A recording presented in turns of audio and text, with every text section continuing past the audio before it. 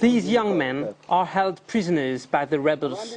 Some have been captured during recent fighting. Others have been held for several months by the rebels. Among them, some Rwandan militiamen whose chiefs allegedly took part in the 1994 genocide. Noel was just a young boy at the time. Now, at 17, he is a member of the militias.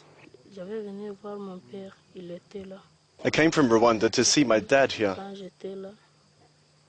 Once here, I joined the Hutu militia. My dad was a member.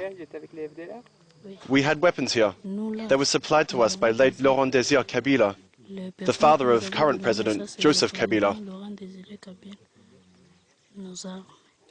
But Joseph Kabila never supported us.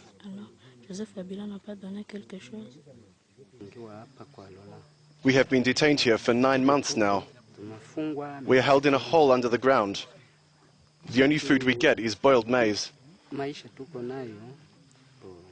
We are really suffering here. The Congolese rebels control the vast mountains of Masisi.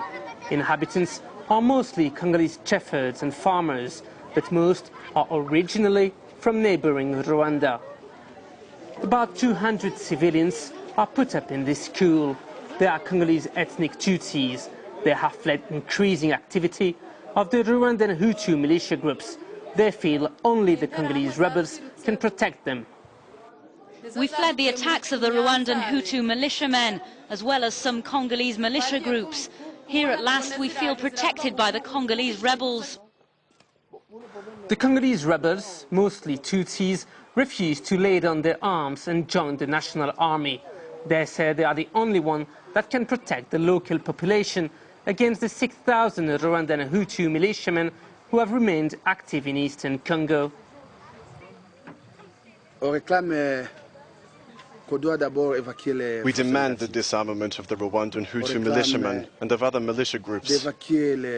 We want the enemies of our neighbor Rwanda to be neutralized. This is what we want. It might be very difficult for the Congolese army to capture those mountains. On the political front, the government refuses to negotiate with the rebels. Therefore, there is no solution in sight to bring a real end to the war in the Congo.